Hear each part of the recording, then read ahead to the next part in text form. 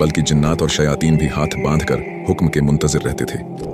यह बात है एक ऐसी तख्त का जो हवाओं में उड़ता था, और एक ऐसी ताकत जिसने परिंदों की जबान को भी अपना ताबे बना लिया था।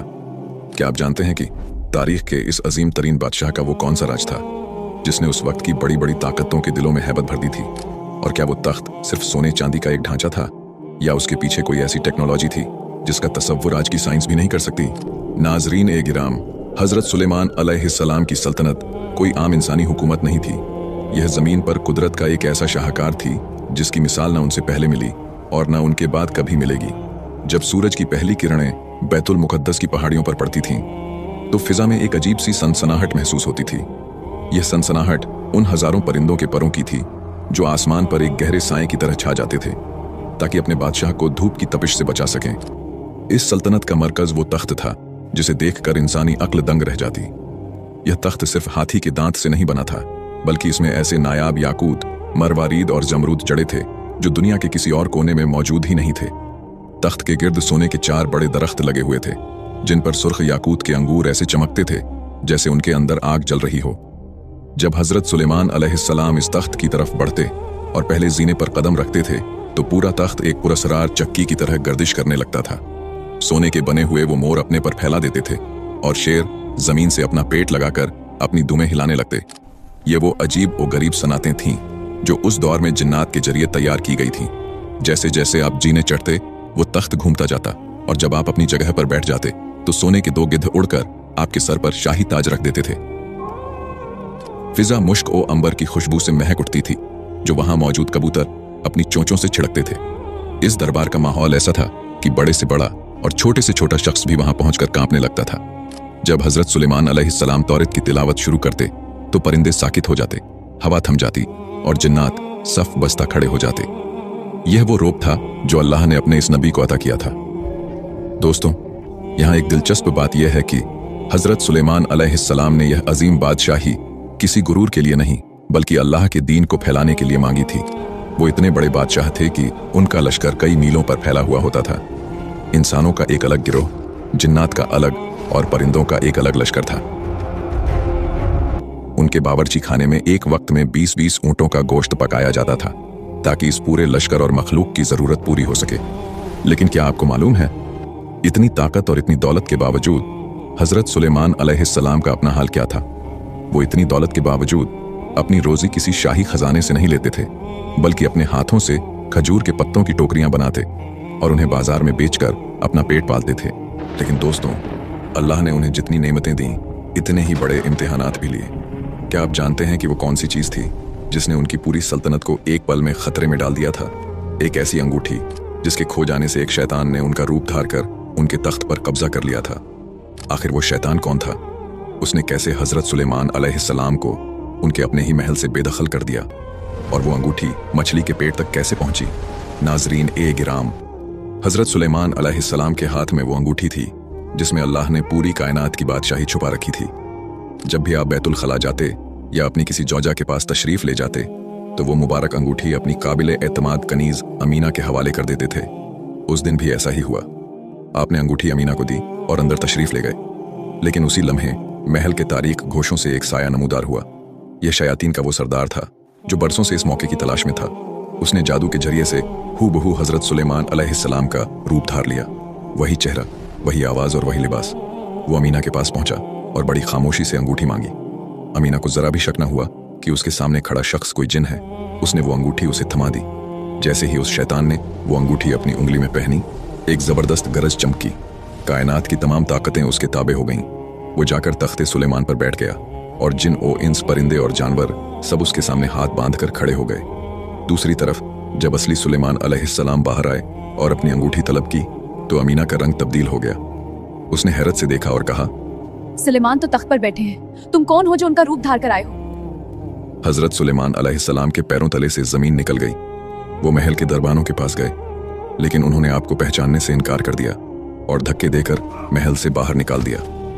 वो बादशाह जो हवाओं पर उड़ता था, अब तपती हुई रेत पर नंगे पांव चलने पर मजबूर था। हजरत सुलेमान अलैहिस्सलाम वहां से निकलकर दरिया के किनारे पहुंच गए। वो जो कभी सोने की कुर्सियों पर बैठकर दुनिया के फैसले करते थे, अब एक आम मजदूर की तरह मछेरों के साथ काम करने लगे। वो सारा दिन मछेरों के जाल उठाते, उनकी मछलियां बाजार पहुंचाते और इसके बदले में उन्हें उजरत में सिर्फ 2 मछलियां मिलती और उनसे अपना गुजारा करते थे।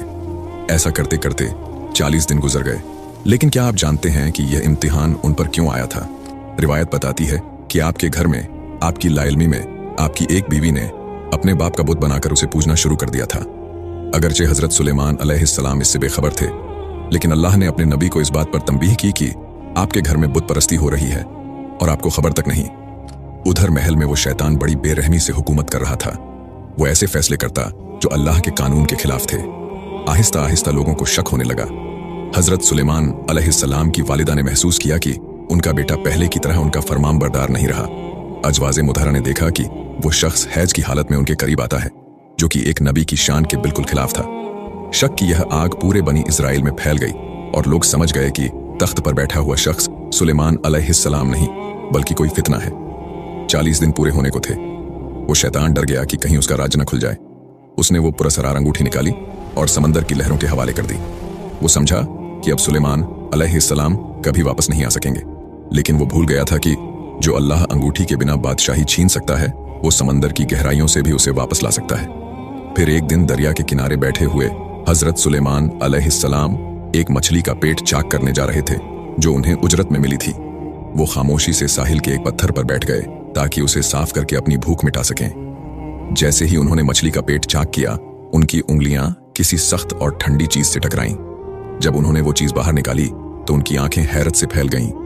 वो वही अंगूठी थी जिस पर अल्लाह का इस्मे आजम नक्श था, जिसने जिन्हों को लगाम दी थी और जिसके खोने से दुनिया का निजाम बदल गया था। जैसे ही सुलेमान अलैहिस्सलाम ने वो अंगूठी अपनी उंगली में पहनी, पूरी कायनात में एक थरथराहट पैदा हो गई। अचानक आसमान परिंदों से भर गया। हजारों की तादाद में परिंदे आसमान से उतरकर सुलेमान अलैहिस्सलाम के सर पर साया करने लगे। हवा की रफ्तार बदल गई और वो नरमी से आपके गिर्द घूमने लगी। जिन्नात जो अब तक उस शैतान के कब्जे में थे, उन्हें एक झटका लगा और वो समझ गए कि असली बादशाह वापस आ चुका है। सुलेमान अलैहिस्सलाम के जिस्म में एक नई तवानाई दौड़ गई। आप वहां से चले और जब बिलादे इस्तखर पहुंचे तो आपके चाहने वाले और पैरोकार जो परेशानी में थे, खुशी से निहाल हो गए। उनकी तकलीफें खत्म हो गईं और वो अपने इमाम और बादशाह के गिर्द जमा हो गए। दोस्तों, अब तसव्वुर करें उस शैतान का क्या हाल हुआ होगा। जैसे ही सुलेमान अलैहिस्सलाम ने अंगूठी पहनी, उस शैतान का जादू टूट गया। वो तख्त से उठकर भागा, लेकिन अब उसके लिए जमीन तंग हो चुकी थी। सुलेमान अलैहिस्सलाम ने उसे और उसके पूरे लश्कर को गिरफ्तार कर लिया। आपने उसे ऐसी सजा दी जो कयामत तक के लिए इब्रत बन गई। उन सरकश शयातीन को पत्थरों के दरमियान और समंदर की गहराइयों में कैद कर दिया गया, जहां वो आज भी महबूस और अजाब में मुब्तला हैं। लेकिन कहानी यहां खत्म नहीं होती। यहां एक बहुत बड़ा सवाल पैदा होता है। सुलेमान अलैहिस्सलाम के वजीर आसिफ बिन बरखिया, जिनके पास किताब का इल्म था और जो पलक झपकने में तख्ते बिल्कीस ला सकते थे, वो इस पूरे अरसे में खामोश क्यों रहे? जब सुलेमान अलैहिस्सलाम ने तख्त संभाला तो उन्होंने आसिफ बिन बरखिया से पूछा, मैं बाकी लोगों को तो माजूर समझता हूं क्योंकि वो शैतान के मकर को नहीं समझ सके, लेकिन तुम तो उसे पहचानते थे, तुम क्यों खामोश रहे? आसिफ बिन बरखिया ने जो जवाब दिया, ए अल्लाह के नबी, मैं न सिर्फ इस मछली को पहचानता था जिसने अंगूठी निकली, बल्कि उसके आबा व अजदाद को भी जानता था, मगर अल्लाह का हुक्म यही था कि ये वक्त आप पर गुजरे। वो शैतान मुझसे कहता था कि सुलेमान की तरह मेरे लिए भी अहकाम लिखो, मगर मेरा कलम जुल्म लिखने के लिए तैयार न था, इसलिए मैं मसलहतन खामोश रहा। दोस्तों, इसी गुफ्तगू के दौरान एक और अजीब बात सामने आई। सुलेमान अलैहिस्सलाम ने आसिफ से हुदहुद हुपोए परिंदे का जिक्र किया। वो परिंदा जो पानी को जमीन की तहों के नीचे देख लेने की हैरत अंगेज ताकत रखता है। सुलेमान अलैहिस्सलाम ने फरमाया कि वो उसे इसलिए पसंद करते हैं क्योंकि वो जमीन के नीचे का पानी देख लेता है।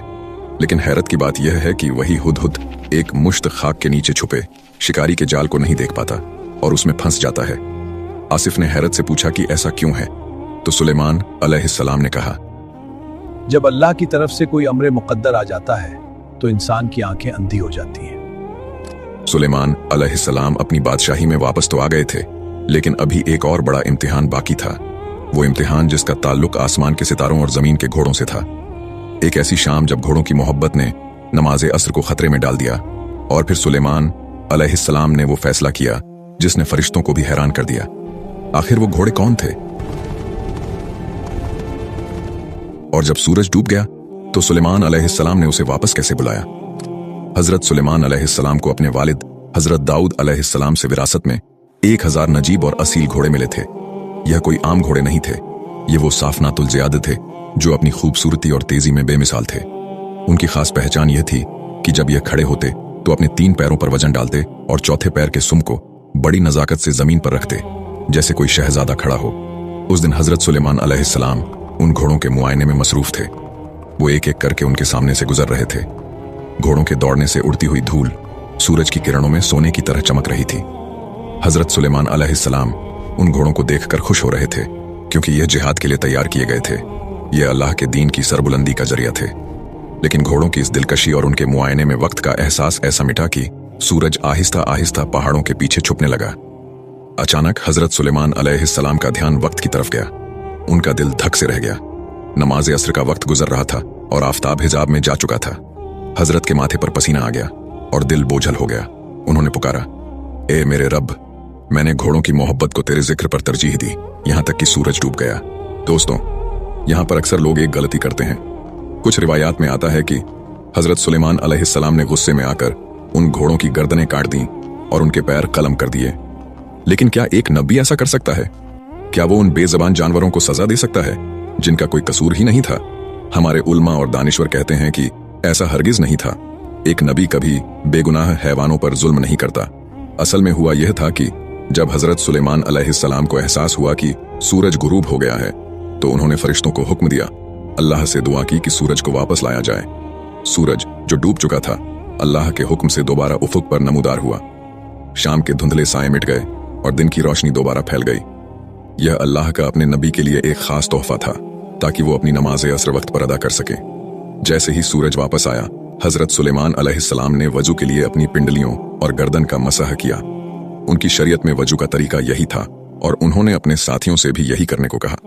उन्होंने नमाज अदा की और जैसे ही वो फारिग हुए, सूरज दोबारा तेजी से ग्रूप हो गया और आसमान पर सितारे चमकने लगे। यह रद्द शम्स यानी सूरज का पलटना तारीख के अजीम तरीन मौजज़ात में से एक है। जहां तक घोड़ों की बात है, तो हजरत सुलेमान अलैहिस्सलाम ने उनकी गर्दनें नहीं काटी, बल्कि उनकी गर्दनों और पिंडलियों पर अपना शफकत भरा हाथ फेरा। वो उनके बालों को धो रहे थे और उनकी मालिश कर रहे थे, क्योंकि वो अल्लाह की राह में जिहाद के लिए वक्फ थे। लेकिन क्या आप जानते हैं कि आजमाइशों का यह सिलसिला अभी खत्म नहीं हुआ था? अल्लाह ने जहां उन्हें सल्तनत दी, वहां एक और ऐसा इम्तिहान लिया जिसने हजरत सुलेमान अलैहिस्सलाम को हिलाकर रख दिया। यह इम्तिहान उनकी अपनी औलाद से मुताल्लिक था। एक रात हजरत सुलेमान अलैहिस्सलाम ने एक ऐसी बात कह दी जिसमें इंशाअल्लाह कहना भूल गए। इस एक छोटे से जुमले की कमी ने उनके घर में एक ऐसा बच्चा पैदा किया जिसका धड़ अधूरा था। और फिर वो वक्त आया जब मलिकुल मौत हजरत सुलेमान अलैहिस्सलाम के दरबार में अक्सर चक्कर लगाने लगे और उनके बेटे को बड़ी अजीब नजरों से देखने लगे। आखिर मौत के फरिश्ते की उस नजर का क्या मतलब था? हजरत सुलेमान अलैहिस्सलाम ने अपने बेटे को मौत से बचाने के लिए उसे कहां छुपाया और वो बच्चा उनके तख्त पर मुर्दा हालत में कैसे पहुंचा? एक दफा रात का सन्नाटा था और हजरत सुलेमान अलैहिस्सलाम अपने महल की बालकनी में खड़े आसमान के सितारों को देख रहे थे। उनके दिल में एक तड़प थी कि अल्लाह उन्हें ऐसी औलाद दे जो अल्लाह की राह में जिहाद करे। इसी जोश में उनकी जबान से निकला, आज रात मैं अपनी 70 अजवाज के पास जाऊंगा ताकि हर एक से एक ऐसा बेटा पैदा हो जो अल्लाह की राह में तलवार उठाए। लेकिन उस लम्हे वो एक छोटा सा मगर अहम लफ्ज इंशाअल्लाह कहना भूल गए। ये कोई नाफरमानी नहीं थी, बल्कि एक बशरी भूल थी। मगर अल्लाह अपने प्यारे बंदों की छोटी सी लफ्जिश पर भी उनकी तारीफ फरमाता है।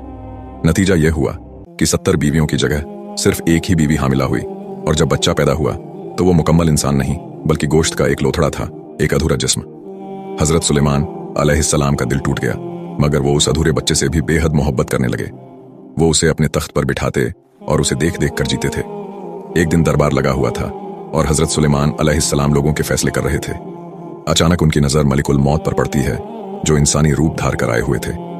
हजरत सुलेमान अलैहिस्सलाम ने देखा कि मलिकुल मौत की नजरें उनके उस छोटे से बच्चे पर जमी हुई हैं और वो उसे बड़ी गहरी और अजीब निगाह से देख रहा है। सुलेमान अलैहिस्सलाम का दिल जोर जोर से धड़कने लगा। उन्होंने फरिश्ता ए अजल से पूछा, तुम उसे इस तरह क्यों देख रहे हो? क्या तुम्हें इसकी रूह कब्ज करने का हुक्म मिला है? फरिश्ता खामोश रहा, मगर उसकी नजरों का रोब ऐसा था कि सुलेमान अलैहिस्सलाम तड़प उठे। दोस्तों, सुलेमान अलैहिस्सलाम ने सोचा कि क्यों ना इस बच्चे को ऐसी जगह छुपा दिया जाए जहां मौत का फरिश्ता पहुंच ही ना सके। उन्होंने जिन्नात और शयातीन को बुलाया, वो जिन्नात जो पहाड़ों को रेजा रेजा कर सकते थे और समंदरों की तहों तक जा सकते थे।